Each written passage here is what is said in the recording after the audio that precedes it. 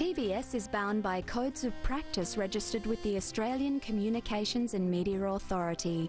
If you wish to comment on our programs, please email programs@tvs.org.au or write to us at Lockbag 1797, Penrith South, DC 1797.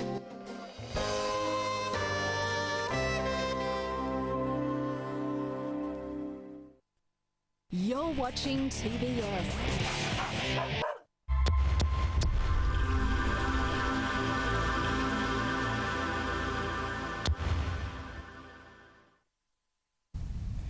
Hi again. We have a very interesting yet controversial guest, John Bursill, and very interesting because we are going to talk about 9/11.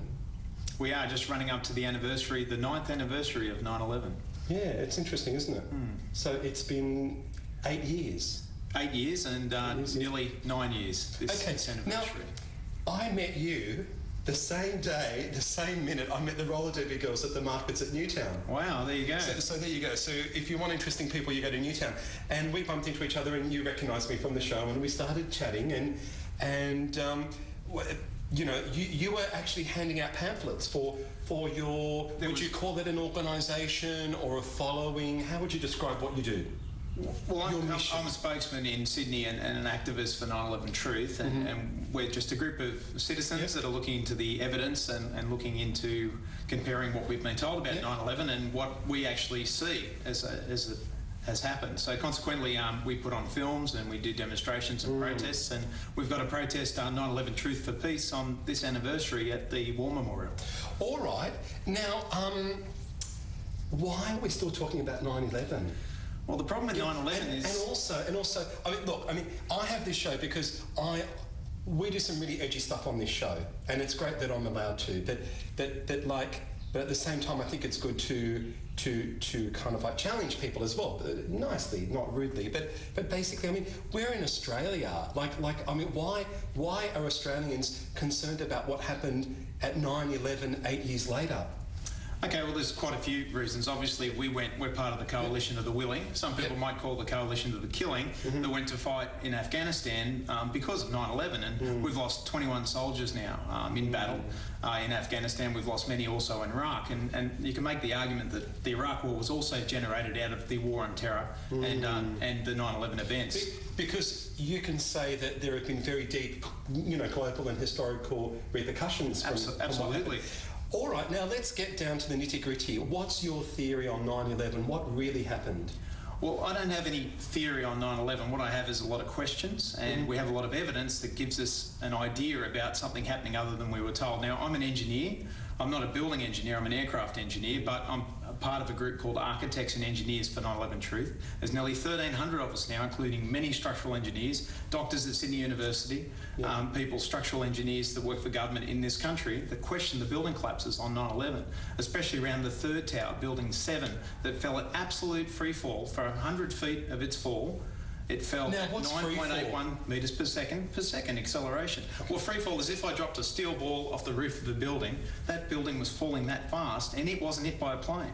So there was 3 buildings and 2 planes. Now, World Trade Center 7 is very mysterious, and the thing is that we have witnesses saying there was explosives and explosions, and we have in the dust now, we found unexploded nanothermite in the dust, and also other evidence. Well, it's a high-tech explosive incendiary charge, which is the latest technology out of only the top labs inside America and possibly other places in the world. And we find that in the samples of dust. All right. Scientists have found that in the sample. I remember when 9/11 happened, there was a website, and it was about 15 pages long, and I did get onto it. I forget what it was called, but it was about the truth of 9/11, and it was just too much to gobble up at the time. I mean, I read the whole thing, and it was over the top. It was quite amazing. Well, there's a couple of things I suggest people do.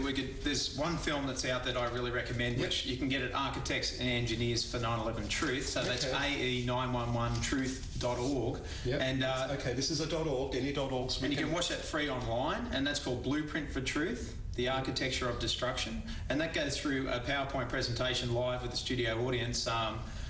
You know, explaining the nitty-gritty of the building collapses and how it's impossible to be without what we say added energy. Well, I remember seeing a film of the building that the plane collapsed in the military area, and apparently there were photographs showing that it actually wasn't a plane crash that could create that damage because there was no smoke. It was just, it literally it looked like it was exploded from within rather than a crash. Okay, this is the Pentagon you're talking about. Okay, yeah, there's lots of questions around the Pentagon. I personally don't have a view. I don't think the evidence demonstrates anything clearly, but what we do know is there's lots of video evidence of the plane hitting the Pentagon, but it's never been released. Only a very small amount of video footage has been released. So there's lots of questions, and the thing is that they don't, with the two building crashes, so for example, the digital flight data recorders and the voice recorders, the fire brigade, out of 4 boxes of the 2 aircraft that hit the Twin Towers, the fire brigade said that they found 3 of those boxes, but then later we were told none of them were found.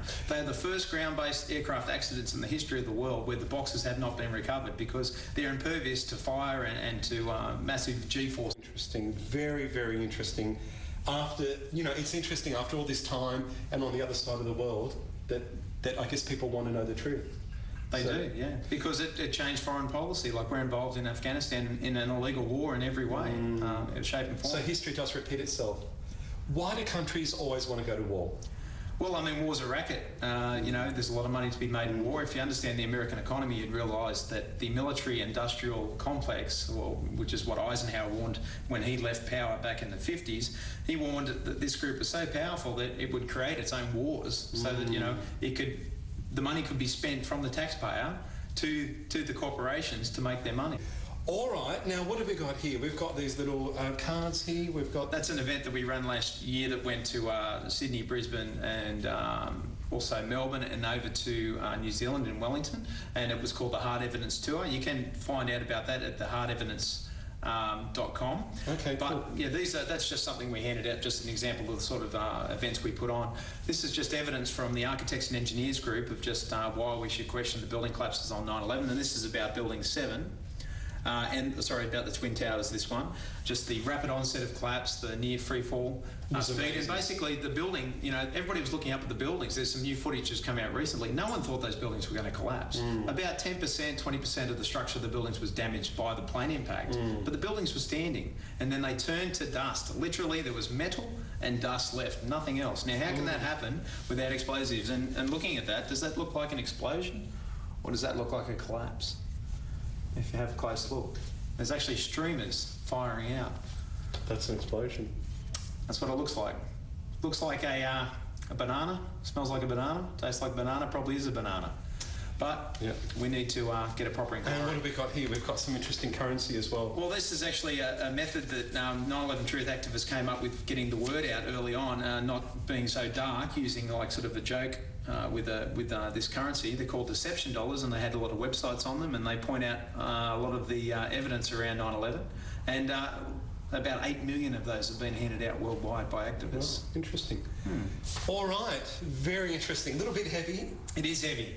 It is heavy, but our children's future and the peace of the world possibly could rely on 9/11 Truth as an exposure of what governments might do to go to war. Interesting.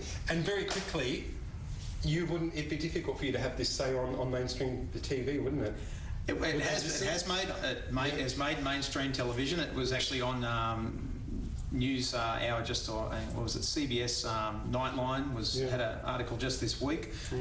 When we went to New Zealand, the equivalent of the 7:30 report reported on our event. So it does make, and I've had interviews on mainstream radio stations across the country, so it does break through from time to time. Well, I think the next big wave of publicity will be on the 10th anniversary, won't it? That's right. It's coming up in about a year and a few weeks' time. They will, and there's been rallies in New York of literally thousands and thousands of people, and on the 10th anniversary, we probably expect 10, 15,000 people to go to New York on that day to protest. All right, John Bursill, Mr. 9/11. Thank you. The truth. Thanks again. Okay, thanks for watching. Bye for now.